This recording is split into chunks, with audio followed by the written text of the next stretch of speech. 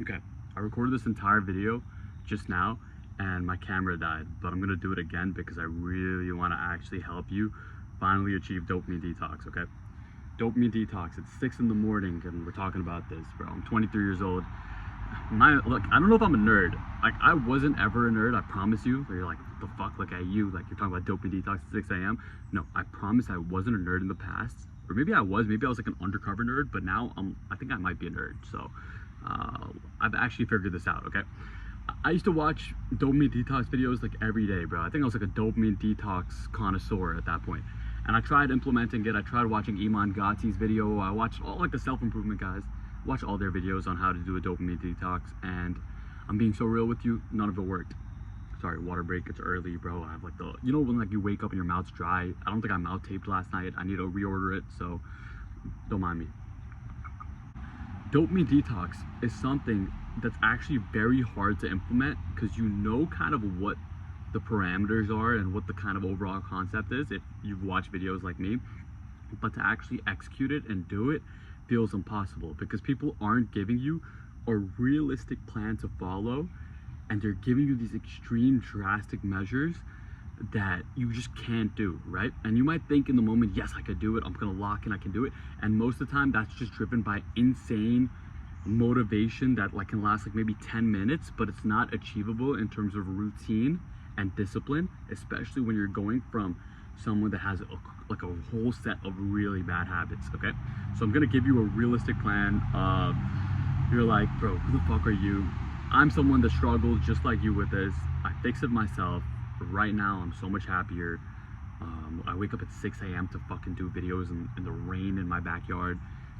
Like, bro, if you looked at me 2 years ago, I'd wake up, I'd probably goon right away and get on FIFA, okay? And now I make videos like this and I have more fun doing this. So if you want to have more fun doing productive tasks than you do having doing bad habits, watch this, okay? The reason dopamine detox hasn't worked for you yet is two simple things. Either you are following rules that are just way too easy, which I don't think is your issue, and it's not doing enough to like rewire your brain, or the rules or the guidelines you're trying to follow for a dopamine detox are fucking insane. Like sitting in your room for 24 hours with no phone, going 2 weeks without using your phone when you're using your phone every single day for every hour, and now all of a sudden your screen time's like 10 hours and you're trying to bring it to under an hour in a single day. Like, it's just not gonna happen, okay? And I know that's gonna make you pissed off, but I'm gonna give you a realistic plan on how you could actually finally fucking get this done. So that you could be happy like me, bro. Yay. And let me keep it real with you. All this is gonna do is it's gonna reset your dopamine levels so that you get pleasure from the simple things more, and this makes the boring, mundane tasks of your day-to-day life more enjoyable.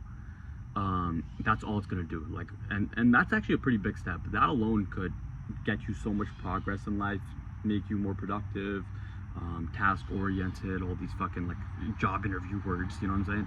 But yeah, let me tell you my set of rules, okay? You're like, oh, a set of rules? I know no one likes to hear a set of rules, but I have some basic, easy to follow guidelines for my version of dopamine detox. This is what I finally kind of figured out myself, and after years of failing in dopamine detox, I kind of listed my own realistic plan of goals that I could follow. I actually did them, and now it's just like a lifestyle, okay? The first thing you cannot do, so you can't do it, oh, I'm watching you, I'm gonna fucking beat you if you do this. No, I'm kidding. YouTube, don't take this down. I'm new to YouTube, so I don't know how this works, right? I might say shit, my channel might be deleted by tomorrow, bro. I'm like the most cancelable guy. The first thing, no hub, no watching the hub, okay, you fucking freaks. No like Twitter porn, Twitter corn, OF, Reddit. I know all the methods, okay? Trust me, I'm a top tier former gooner, but I'm not anymore. I'm a retired one. If you really like need to release imagination, go caveman method, and I'm limiting you to 3 times a week. So caveman method, 3 times a week, that's what you're allowed to do, okay? That's rule 1. Rule 2. This one's gonna suck, okay? I'm not gonna lie, it's gonna suck. But this is the most important rule. If you're gonna follow any rule, follow this one. And before I tell you this rule, I'm gonna set this by saying that the biggest fryer of dopamine, it really isn't actually like scrolling or corn or any of this. It's actually music, and I'm like the biggest music fan. I listen to every single Drake album. I can probably tell you every song. I can recite it lyric for lyric. Yeah, I'm a Drake fan, not a Kendrick fan, by the way, so we can talk about that later. I listen to Spanish music, Afro beats, house, country. Like, bro, I'm obsessed with music, okay? And I used to listen to music like every single hour of the day. I couldn't brush my teeth without listening to music. I couldn't like walk outside without music. Like music, I was so addicted to music. And this is the biggest fryer of your dopamine receptors, and this is what's making you so unhappy, I promise you. First of all, if you listen to music as much as I did, be honest, because I was in your shoes once. Music probably doesn't even sound as good. Like your favorite songs don't even sound as good anymore, right? So these are my rules for music. No music at all besides working out. That's it. I mean, that means no music in the car when you're driving. There are exceptions for this, right? Like if you're on a date, don't fucking have the car completely silent. If you're with your friends maybe and they really want music, put music on. Don't be a complete fucking loser and ruin everyone's vibe. But if you're alone in the car driving, no music at home. Even when you're like studying, bro, like if you're studying and you're listening to music, like you're not fucking studying, bro. Like I don't care if you're on YouTube listening to like study helpful music. Like no music, okay? No music when you're like doing mundane tasks like laundry, none of that. You're not allowed to listen to music doing any of these things, okay? So this is the last part. It's gonna suck, but try to do this as well. This is gonna like increase your gains. Like imagine I'm talking about like muscle gains. Like this is gonna increase your dopamine gains, bro. What the fuck happened in my life? I'm about dopamine gains. Okay, this is what's gonna increase your dopamine gains by a lot. The first easy step, which is gonna be hard, is calling it an easy step, but it's actually not that crazy. Is no music besides the gym. Now, if you really want to level up past everyone else and become more productive and just like be happier and rewire your brain, one of your workouts every week is going to be without music. I know, it's insane. No music at all, one workout a week without music as well, and then the rest of the time you go to music when you're in the gym, okay? Simple. Water break. The next rule is regarding phone time. Now, the problem with most dopamine detox videos is that they tell you to not use your phone at all, which is actually good advice, but it's very hard to follow if you're going from having a phone addiction to now not using your phone at all. So forget the times where you're idle in bed and you're about to go to sleep, like or like in the morning. If you really use your phone, whatever, right? Like I'm not gonna give you a drastic step to take day one, because you're just not gonna follow through with that. I know you, okay? And I know myself, I didn't either. Now I kind of do, but that's because I took these steps first. I'm gonna tell you where you can't use your phone right now, starting today. When you eat your food, I know this is so hard, bro. Like, my phone and eating like went hand in hand, but now when you eat, you're actually gonna like think about each bite, sit with your thoughts. Yeah, I know, it's an insane concept, bro. You're gonna eat and sit with your thoughts. If you want to, hopefully, if you have any friends or family, maybe eat with them. Maybe like ask them if they want to eat with you. If not, it's okay, eat alone. But don't go on your phone. If you really need something, the first week, like maybe watch like a television show, because you're not like scrolling and stuff like that. But that's all I'll let you do, right? When you're doing chores like laundry, grocery shopping, no phone at all, okay? If you need to create a list for grocery shopping, write it down on a piece of paper, like old school. I know, it's crazy. But yeah, no phone during any of these. The third time something's gone wrong while recording this video, but yeah, I don't want to go into details. Fucking, they really don't want me to, I guess, drop this, but yeah, I'm gonna continue where I left off with. So don't use your phone during simple tasks like doing your laundry and eating food and even waiting at a doctor's office or barbershop.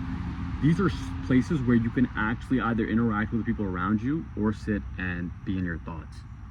There's so many benefits for this. First of all, with all the basic dopamine rewiring steps, it's really good. The second thing is you might actually have more public conversations because you're not living in your screen. If you want to use your phone, use it when you have nothing to do and you're bored at home, or if you have to check emails quickly between things, yes. But during these tasks, that you actually do have something to do. Grocery shopping is enough. That's the task. Laundry is the task. Sitting and waiting for your haircut is the task. Watch the other guy's haircut. See if who's getting cruised. See if the barber's actually good. Half times you guys get bad cuts is because you're actually not even watching your barber, bro. He's fucking up the guy in front of you, giving him a fade that's not even blended, and a mohawk, like Cristiano Ronaldo, not even Cristiano Ronaldo, maybe the Balotelli 2010 haircut, real soccer fans know, and you're going and getting the haircut right after because you're on your phone the whole time. So no phone during these things. You get it, bro. I'm not gonna drag it, okay? Now, before bed, this is really good, right? Because this is the time where we all really like to scroll, doom scroll, all this stuff. Before bed, I want you to read one chapter, that's it, of any book. I think self-help books are better. I know they have some sort of stigma, like they're lame, but they really have benefited my life. But if you really want to read fiction, go ahead and read fiction. I'm a non-fiction guy. Nonfiction is not real, or it's real. Whatever, the self-improvement books are non-fiction, right? Yeah. I'm kind of stupid, but I'm good with like weird stuff like Dopamine Detox. Read those type of books, bro, in my opinion. But if you want to read fiction books, go ahead. One chapter before bed. This is so important because think about it.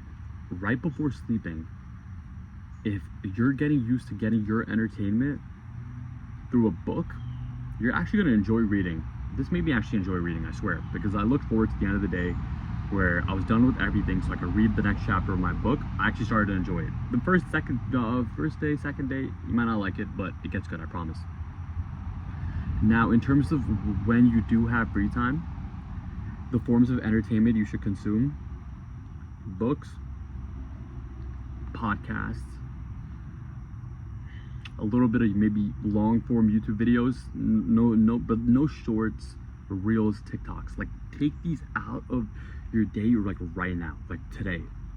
Delete TikTok if you have to. No more watching TikTok, no more watching Instagram reels. This is gonna be really hard, but if you really want to improve your baseline happiness, your productivity, you rewire your dopamine levels completely, the short form 5 to 10 second videos that you watch on TikTok, where there's like a For You page and you can keep scrolling, on Instagram reels, whatever you consume, YouTube shorts, this shit is like cancer, bro. This shit's like literally modern day cocaine. I swear, I was addicted to it too. I watch it every single day for like 6 hours. It's cocaine. So delete that, okay? If you want to watch a YouTube video that's 20 minutes long, 10 minutes long, if you really have to. If you can listen to a podcast that's an hour long, fucking amazing. If you can read a book, even better. So that's like the hierarchy of entertainment consumption. TV shows, Netflix. It's actually not as bad as you think it is, because Netflix is better to watch than like Instagram reels, but it's not great either. So maybe week one, watch Netflix and stuff, like while you slowly build this habit, but eventually I wanted you to get off Netflix. The last thing I'm going to tell you is, it's just like motivation, okay?